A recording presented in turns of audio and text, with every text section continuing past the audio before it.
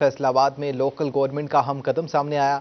50,000 से कम आबादी की हामिल 149 म्यूनसिपल कमेटियों को खत्म करने का नोटिफिकेशन भी जारी कर दिया गया है। फैसलाबाद में सत्याना, गढ़फतेह शाह, मामू कांचन और रोशनवाला की म्यूनसिपल कमेटियों को खत्म किया गया। मजीद तफसीलात के लिए राब्ता किया नुमाइंदा अब्दुल रहमान से। जी अब्दुल रहमान, तफसीलात से आगाह कीजिएगा।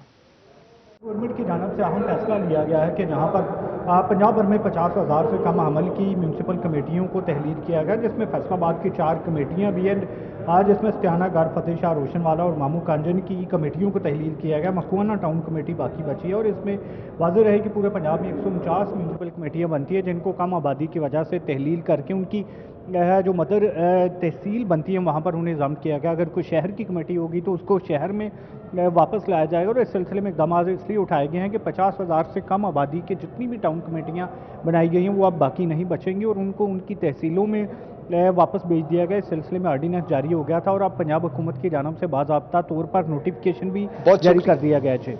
बहुत शुक्रिया अब्दुल रहमान, आप हमें तफसीलात से आगाह कर रहे थे।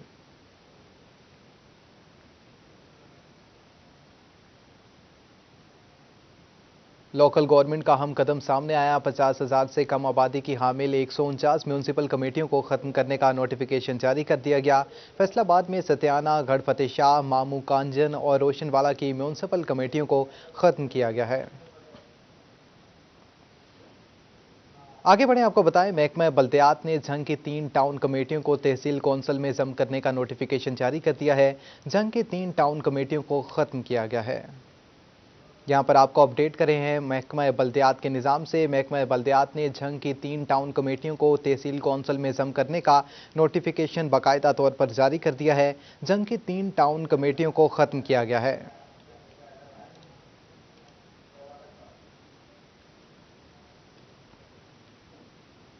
आगे बढ़े, रुख करेंगे टोबा टेक्सिंग का, जहां पर जिला इंतजामिया की जानिब से चक 188 में कार्रवाई करते हुए 8 एकड़ सरकारी जगह वागुजार करवा ली गई। असिस्टेंट कमिश्नर रिजवानुल हक कहते हैं कि अभी तक 4,582 केनाल 18 मरले सरकारी जगह वागुजार करवा चुके हैं और रोजाना की बुनियाद पर सरकारी जगह को वागुजार करवाने का मिशन जारी रहेगा। मज़ीद तफसीलात के लिए जानते हैं शाहिद महमूद से। जी शाहिद महमूद, अपडेट कीजिएगा।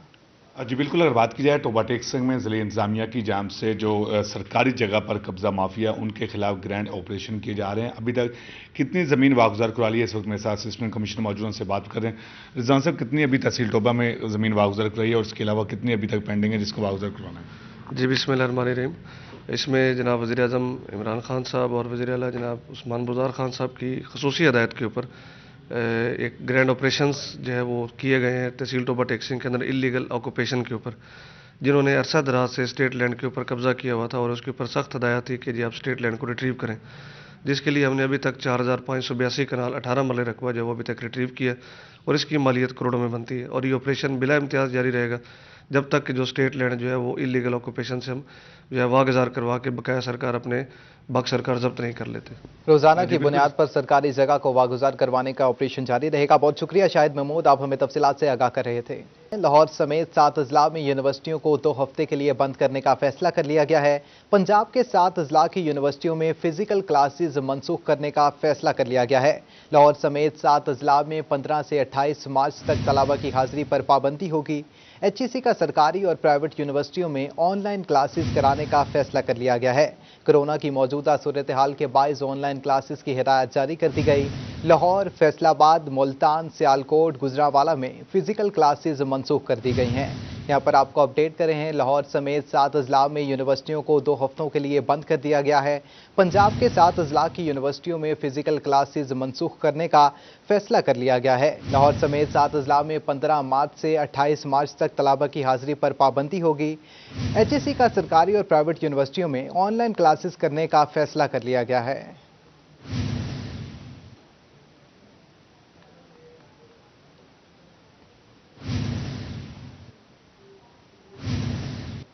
आगे बढ़े, आपको बताएं, लालपुर डिवीजन के मुख्तलिफ अफसरान को भिजवाई जाने वाली दरख्वास्तें RPO दफ्तर को वापस भिजवाने में सुस्ती का मुजाहरा करने लगीं। रीजनल पुलिस ऑफिसर ने मामले का नोटिस ले लिया। लालपुर डिवीजन से 39 दरख्वास्तें ताहाल वापस ना भिजवाई जा सकें, जिन पर समाअत करके रिपोर्ट फौरी इरसाल की जाए। RPO ने SP लालपुर डिवीजन को तहरीरी अहकाम जारी कर दिए। मज़ीद तफसीलात जानते हैं नुमाइंदा तैयब मकबूल से। जी तैयब मकबूल, तफसीलात से आगाह कीजिएगा।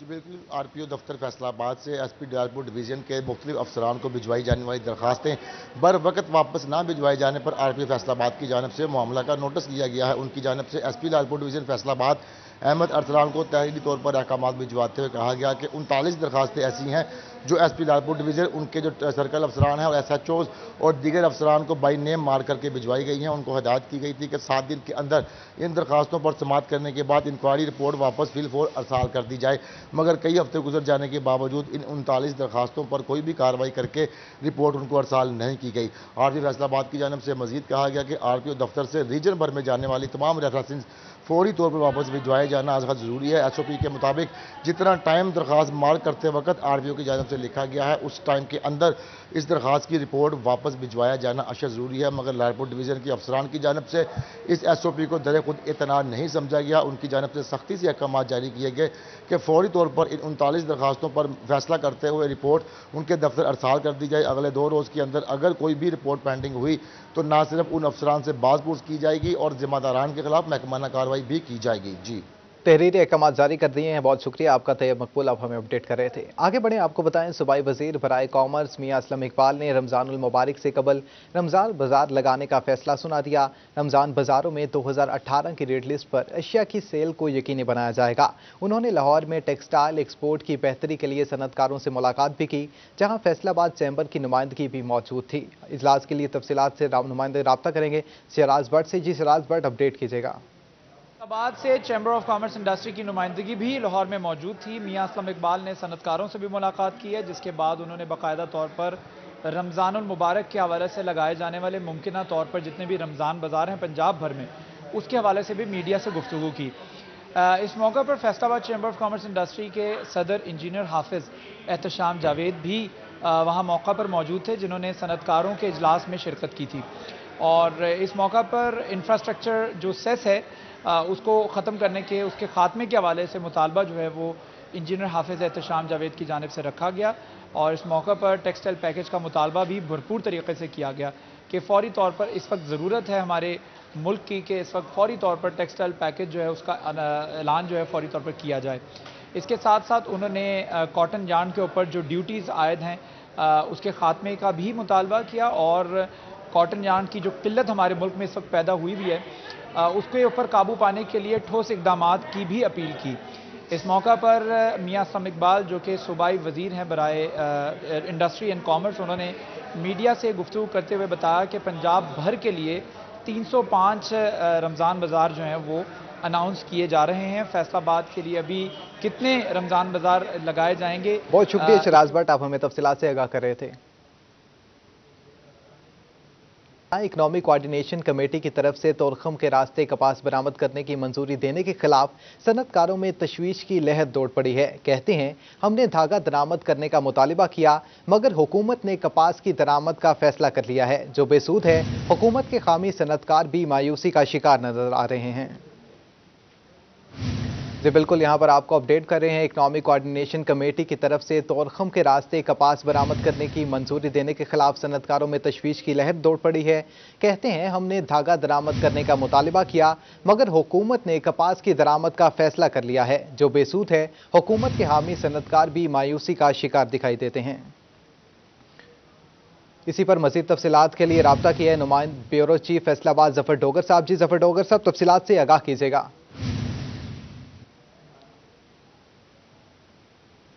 इकनॉमिक कोऑर्डिनेशन कमेटी जो है काबीना की, उसने आज मंजूरी दे दी है तुरखम बॉर्डर के ज़रिए कपास की दरामद की। और ये एक ऐसा फैसला सामने आया है जो फैसलाबाद के टेक्सटाइल सनतकारों पर जो वैल्यू एडेड सेक्टर से मुंसलिक हैं या होम टेक्सटाइल से मुंसलिक हैं, उन पर बिजली बनकर गिरा है। और वो तमाम सनतकार जो मुख्तलिफ पॉलिसियाँ जो हुकूमत की हैं उस पर हुकूमत की हमायत करते हैं। इस फैसले पर उनका शदीद रद्द-ए-अमल सामने आया है। उनका कहना है कि धागे की दरामद का मुतालबा हमने किया था और वो भी करीब तरीन मुल्क से, लेकिन कपास की दरामद का तो मुतालबा कहीं किसी तरफ से नहीं हुआ था। कब कपास का सीज़न ही नहीं रहा, कब कपास आएगी, कब धागा बनेगा और कहाँ से कपास आएगी। और ये मुतालबा जो है ये हमारा जो था वो माना नहीं गया, उल्टा ये माफियाज का मुतालबा मानते हुए धागे की बजाय कपास दरामद की जा रही है, जिसका टेक्सटाइल वैल्यू एडेड सेक्टर, जिससे बहुत बड़ी तादाद में, हज़ारों लाखों की तादाद में मजदूर व्यवस्था है, उनका कोई फ़ायदा नहीं होगा। और होम टेक्सटाइल से लाखों मजदूर व्यवस्था है, उनका कोई फ़ायदा नहीं होगा। तो धागा जो पहले ही जिसकी शदीद कमी है, जो बाहर वो एक्सपोर्ट कर दिया जाता है, बजाय इसके कि उससे कपड़ा बनाया जाए, बजाय इसके कि उसमें वैल्यू एडिशन हो, धागा भेज देते हैं सनतकार जो धागे से मुंसलिक हैं। इसलिए इस फैसले को पसंद नहीं किया गया और शदीद रद्द-ए-अमल सामने आ रहा है इस फैसले पर। जी डॉक्टर साहब, साथ ये भी बताइएगा कि हम गुज़श्ता कई दिनों से यही देख रहे हैं कि धागे की किल्लत भी बढ़ती जा रही है और धागा जो माफिया है वो धागे को कंट्रोल करने की बजाय धागे के रेट बढ़ते जा रहे हैं। आपको नजर आ रहा है कि धागे के रेट कम भी होंगे या धागे की जो फराहमी है वो मुमकिन बनाई जा सकेगी?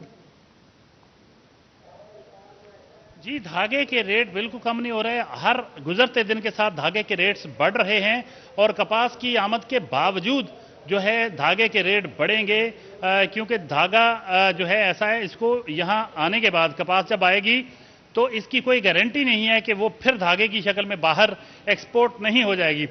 बहुत ही खौफनाक अदाद-ओ-शुमार हैं कि वो मुल्क जिसमें बहुत शदीद कमी है धागे की, उस मुल्क में वैल्यू एडेड की बजाय धागा एक्सपोर्ट करने की इजाज़त है।